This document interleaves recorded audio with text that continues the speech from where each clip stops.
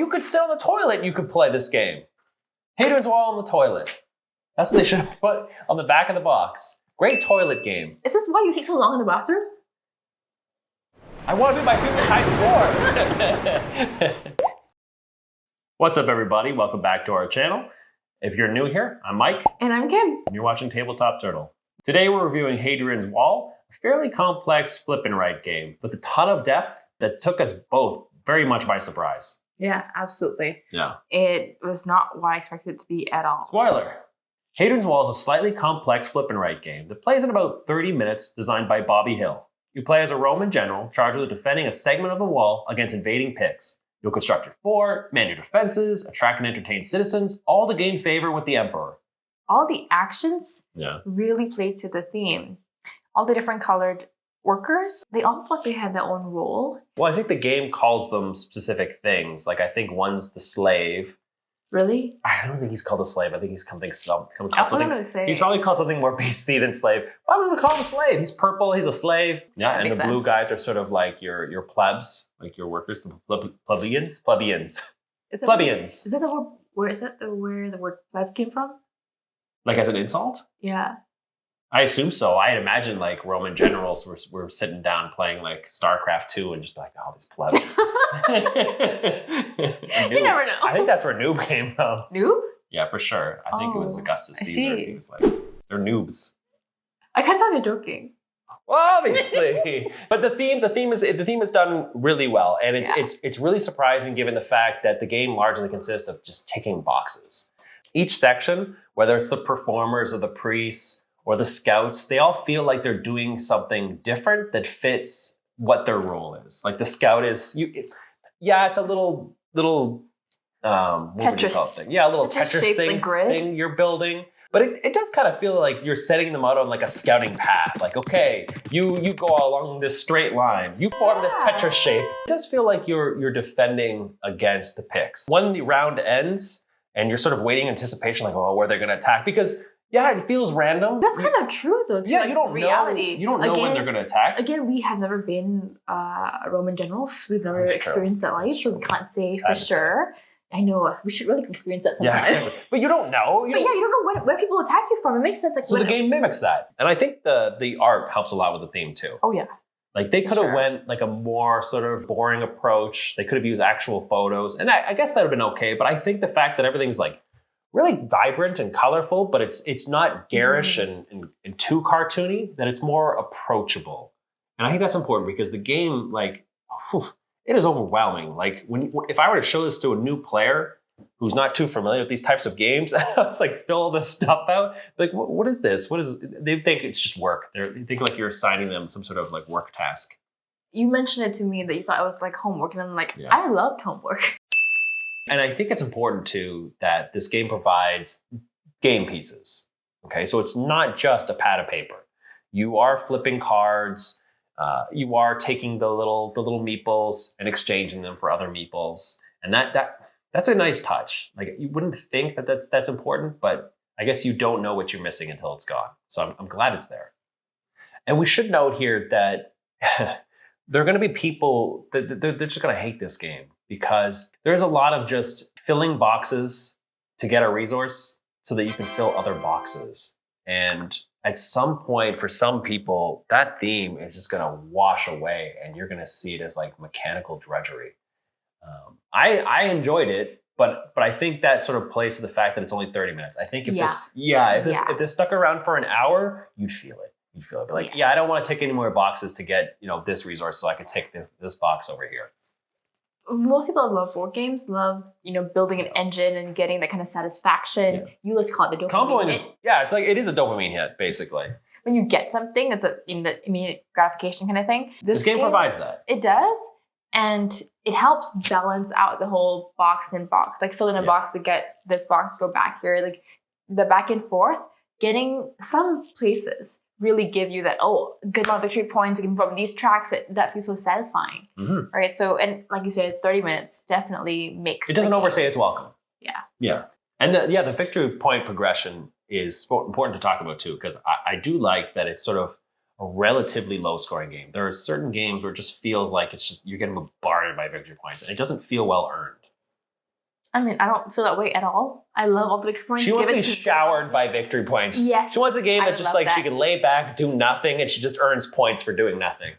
Whereas this one's like you have to like crawl and do nothing, scratch and scrape. I do agree with this game though. The tracks that you go up on the renown piety, valor, and discipline, you go up the tracks really slowly in the beginning, but by the 4th or 5th year, it does ramp up and you go up super quickly. But I do feel that the cards, where it's every year you pick 2 cards, and out of the 2 cards, you keep one of them into your section to score victory points at the end of the game, and the other one you use them for the resources. Which is really important. Like it's a really hard decision to make. You wouldn't think so, because one's scoring. You could look at your board and be like, I completed a lot of citizen tracks, but I really need the resources or that pattern on that one. So then you have to make that choice, and that's tough. But yeah, to get 3 victory points, the maximum amount of victory points per category is so difficult. Yeah, it gives you 3 victory points, and that's the highest. That's the highest that you can go on the card. Yeah. So it's a slog. It's a tough fight. Absolutely. But it's good. Yeah. The other complaint I have with these cards, I mean, I do really love the mechanism of, getting victory points or resources from them. Yeah. But there are so few cards. You go through all the cards in play the game. So by the time you play this game like 2 or 3 times, like, I know all the cards. Yeah. I know the cards. And it's nice because when you start the game again, you can plan for all the end game objectives. You already know exactly what the possibilities will be. Yeah. But I think that speaks to the variability. How variable the game is. I would like more options. Because you go through your entire deck every single time, there isn't much to the game in regards to mechanically driven variability. The variability of the game is largely going to be dependent on how you approach each new session that you play. Like, today I'm going to go heavy into gladiators, and maybe tomorrow I'll do the merchant stuff. There are like the card flips from the picks, which can mess things up and what resources you get. But a lot of it's going to be up to you as to how differently you want to approach the game. And I know that can be much for some people, because some people will get stuck in that sort of like, this is my winning strategy, and then you just go and do that strategy all the time. You might not win all the time, but because even with the picks and like the attacks coming with different directions, the strategies you can go for with our experience of playing would either be to build up your cohorts and maximize your walls and your defenses, or you go heavy in your diplomats. Or you can also try to combat that with the bribing. You can bribe your way out of the bathhouse. The disdain. Yeah. When you're naked bribing. Speaking of Roman baths, we actually watched an anime pretty recently that I think it surprised us how much we really enjoyed it. You're talking about Hot Tub Roma? Yeah. Or is that the name? I'll put it up on the thing. Yeah, but the story is about this ancient Roman guy who's an architect, and he designs bathhouses, and he gets transported to ancient Japan and also like modern day Japan. So he gets surprised every time he sees these things, and then he brings these inspirations back to ancient Rome. And it was a really good show. It was a really good show. It has nothing to do with this game. At all. But if you like... Well, kind of. Bathhouses, Rome. Yeah, I was going to say, if you like... We will find any way to jam anime references into our videos whenever possible. I really like the citizen tracks, too. Each one is different. And it could have just been like, oh, it's just another track to get resources or whatever. But they do a really good job of making each citizen track on the page provide you with sort of like a different special ability at the end. Like, for example, the performers can become gladiators, which is incredibly different from what the scouts can do. Or not the scouts, the patricians, they become scouts. It's a very different feel. And it kind of feels like mini games. Like each one feels like a little mini game. Like when you're filling up those Tetris pizzas. The market with the traders is kind of like matched. Like you get set collection. It's a collection of different things. And then the gladiators one is a little strange, but at the same time, I love that they have gladiators as part of performers. It's a push your luck thing. The gladiator thing is essentially an element of push your luck, because I guess so, you can build his like hit points per se up to like, let's say 2, his strength of 2. And then you have to flip that card to test him in the arena, which you can do once a year. And then you're like, oh, I hope it's not 3. Oh, it's 3, I'm dead. Yeah, it is really fun. And like, I love the mini game idea on this game. It makes it so much more. It keeps you engaged. Absolutely. And also you don't have enough time and resources to go through all of them. No. I mean, if you did, you wouldn't score very well. Well, I think that helps with variability too. Because like if you could do everything, then every game would literally be the same. Yeah. But because you have to pick. You have to pick. But at the same time, I felt that, at least from us playing, I found the ones that I got the most victory points or resources out of. And I kept going back to the same ones every time. Yeah, I do that a lot in games too. And that's actually one of the problems I have with a lot of games where sometimes, and it's probably my own fault, where I get stuck in a rut where I'm just like, I know this strategy is good. Fault. I'm going to do it over. It's the designer's fault. It's all you, Bobby Hill. Well, if there were other types of end game scoring cards that gave you victory points specifically for some of the other ones. Expansion pack idea. More cards. Absolutely. More cards.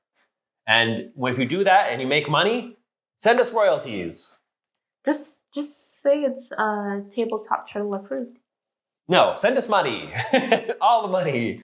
Like in some games, in terms of variability, it can sort of be dependent on what other players do. So when a person does something different, I then have to respond to that differently. But in this game, there is none of that. Like this game doesn't matter. What you do it doesn't matter. Affect me at all. Not really. Not at all. Like there are certain ways you can interact with people. For example, if I want to access their scout pattern, I have to give them my soldier. Or if I want to access their market resource, I have to give them the stone. I hate waiting for other players to take their turn. Absolutely hate that about that doesn't multiple exist games. Here because you're taking turns at the exact same time. Exactly, because there's no play interaction. So no. You wanted a good strategy game that was kind of short. You get to feel that satisfaction from building engines and getting resources. Yeah. This is great for that. Yeah, and you get that feel of like you're back in high school and like the other person's filling out their thing, and you're just kind of looking at your thing, and you're kind of like looking over now and then, seeing how they're doing, like cheating, like copying. Like if you've not heard me don't do that, before, kids. Don't copy other people's work. Do your own thing. Don't copy my homework, sir.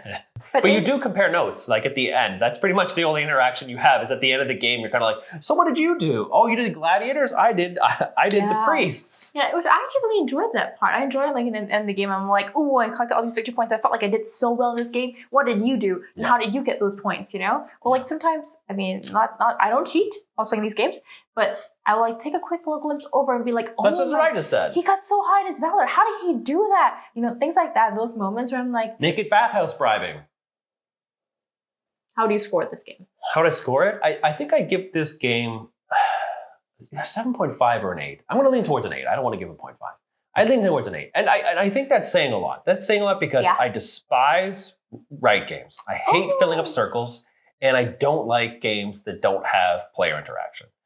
I think if you're a solo gamer and you don't own this game, you're an idiot. He's a very strong. You are strong like this. Like you, if you are a person who likes to play board games alone, that is not me. But if that is you, and you don't own, there's no reason not to own this game. Like it's really good. Like this is a game where maybe I won't play solo. But if I would, I'd probably play this one. Surprisingly, same for me. Like I don't play solo games. For context, I don't play any games myself, not even games on my phone, computer, nothing.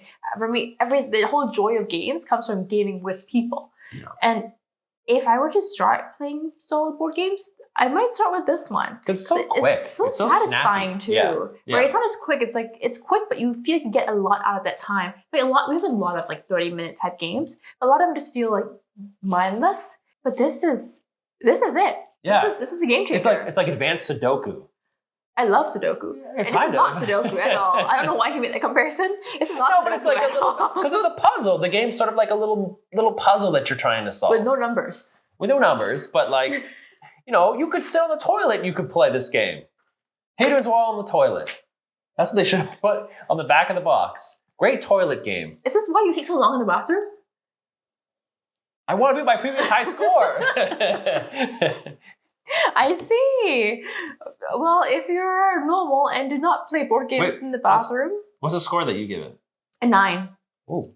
Even with the variability aspect that I complained about, how I wish there were more cards, it's still a 9 because even the game as is, I want to keep playing again and again. It's a fun puzzle. Thanks for watching. If you enjoyed this video, please give us a like and let us know in the comments below what your favorite flip and write games are. Or don't, because I don't care, because I hate flip and write games. Okay, I like them and I want him to like them. So please help me and let me know like what to try next. Yeah, I guess so. Gonna give it a shot. I'll try anything. I like this game, so. Exactly. Gonna be open to new things that will blow your mind and you might have fun. Yeah, and watch Hot Tub Roma. It's a really good anime. It really is. Thanks again, everybody. See you next one. Peace. Bye.